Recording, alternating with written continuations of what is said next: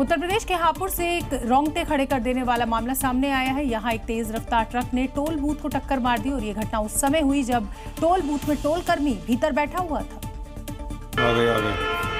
तभी तेज रफ्तार truck toll booth को खदेड़ता ले गया। इस घटना का जो वीडियो सामने आया उसमें टोल बूथ में कर्मचारी बैठा दिखाई दिया। टोल से आराम से ट्रक और गाड़ियां गुजर रही थी, सब कुछ ठीक चल रहा था। तभी एक तेज रफ्तार ट्रक टोल बूथ को खदेड़ता चला गया, जिसकी वजह से टोल बूथ के परखच्चे उड़ गए।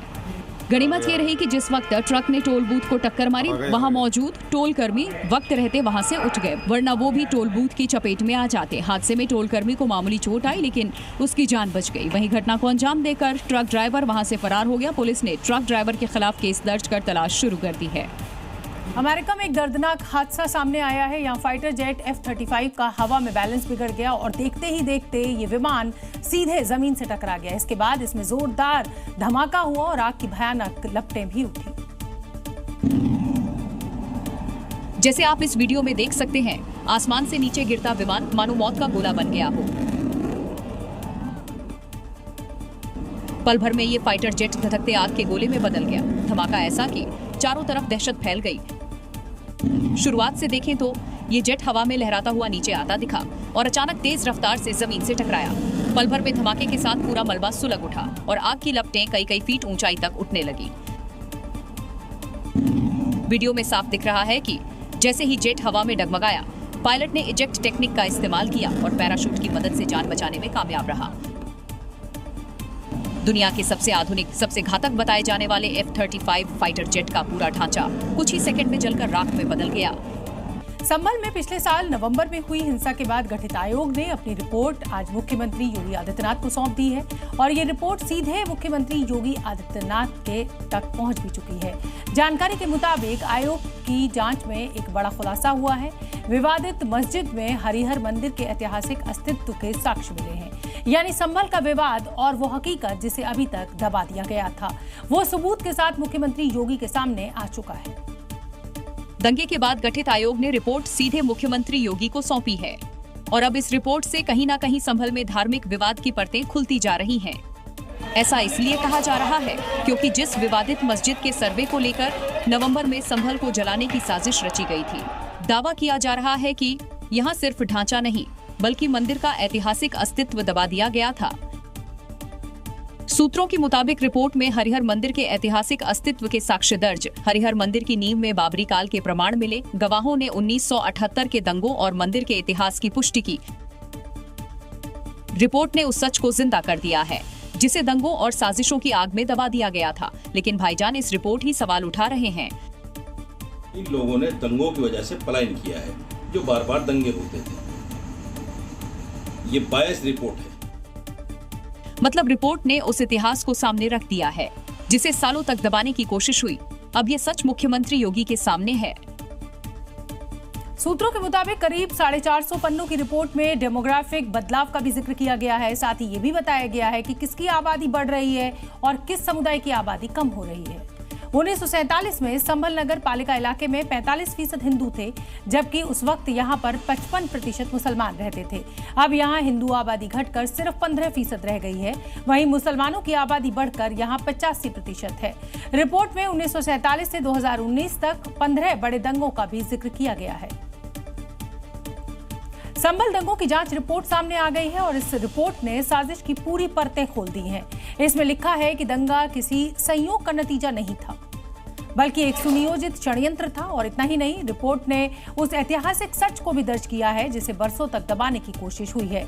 रिपोर्ट में दर्ज कुछ फैक्ट्स ऐसे भी हैं जिन्हें जानकर आप भी हैरान रह जाएंगे।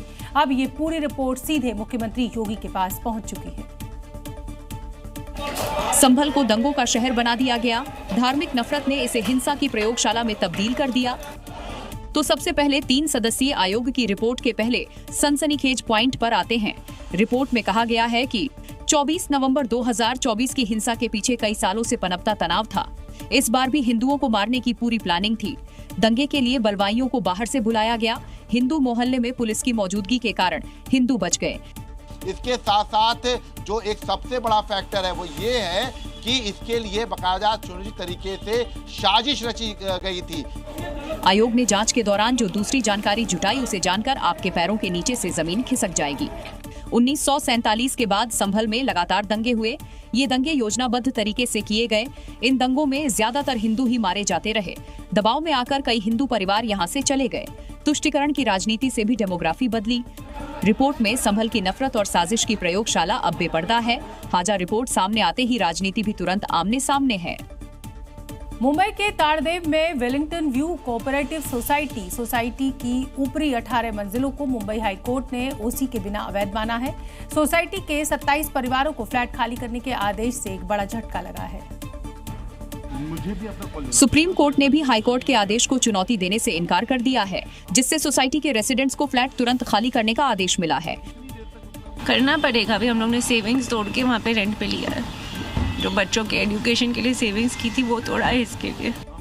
किसी ने किराए पर लिया है तो कोई अपने रिश्तेदारों के यहाँ जाने की तैयारी कर रहा है। कहीं नहीं, रिलेटिव के वहाँ जाना पड़ेगा। ये तो क्या करेगा अभी। 5000 बिल्डिंग है साउथ बॉम्बे में जिसके पास ओसी नहीं है। Why we have been picked up. निराश लोग पेनल्टी भरने को भी तैयार हैं। थोड़ा अगर किसी ने इरेगुलरिटी किया है तो उसका भी हम फंजिबल प्रीमियम जो भी है लॉ ऑफ लैंड के हिसाब से हम सब भरने को तैयार हैं। रेसिडेंट ने बताया कि इस साल इस सोसाइटी में कोई भी अपने घर गणपति जी नहीं लाया। हम गणपति जी का अपमान कर देंगे अगर हम घर छोड़ के चले जाए और गणपति जी यहाँ पे रह जाए। त्योहार में आशियाना छिनने से सोसाइटी के लोग बेहद निराश हैं, लेकिन राहत की उम्मीद अब भी लगाए बैठे हैं।